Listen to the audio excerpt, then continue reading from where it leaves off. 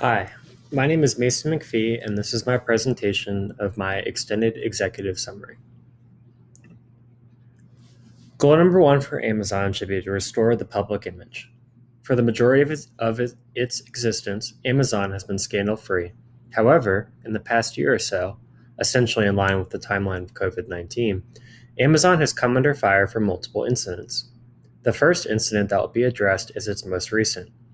A report that came out that Amazon employees, specifically their drivers, were forced to pee in bottles due to the demand of the job. Amazon initially denied the claim, but Amazon issued an apology on Friday to Representative Mark Pocan, Democrat, Wisconsin.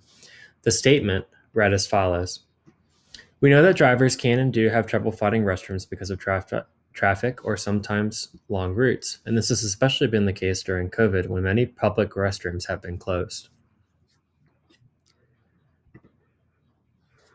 As mentioned on the previous slide, this was just one incident, and one that is still being talked about all over social media, along with talk shows and other media coverage. However, Amazon has continued to stay in the low light. In addition to its treatments of its drivers, Amazon has publicly announced its stance of being against its workers unionizing and recently won a legal battle on this very issue. Palmer writes that Amazon on Friday, again, this past Friday, I believe I misspoke on the previous one. I believe it was the previous Friday from 2 weeks ago. Amazon on this past Friday secured enough votes to defeat the unionization drive at one of its Alabama warehouses. The result culminates months of a hard fought election to unionize a U.S. Amazon facility for the first time. While many, including many of Amazon's employees, aren't happy about Amazon's stance, it's not the first time in the past year or so Amazon hasn't exactly been for its employees.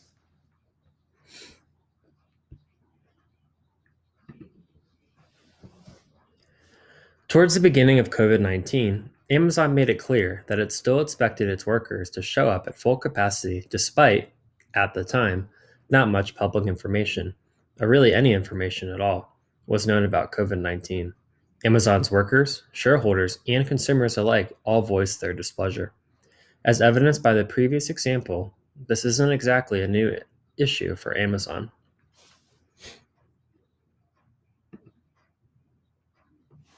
Now, there are other issues that Amazon has.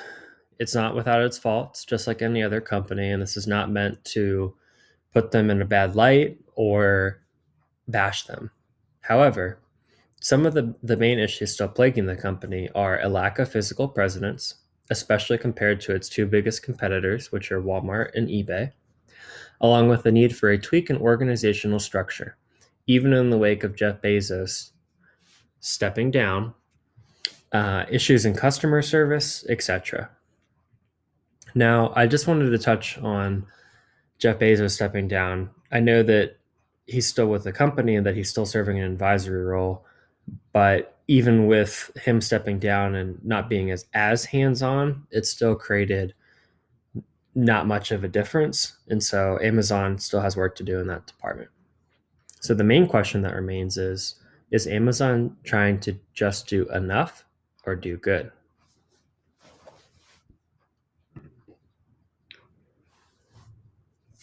One of the last things that I wanted to touch on is the greater good, and if Amazon fits into it. Now, the reason that the greater good is capitalized is because it's a concept that I think that we're all familiar with and one that doesn't need any really further explanation. So I'll get right into it.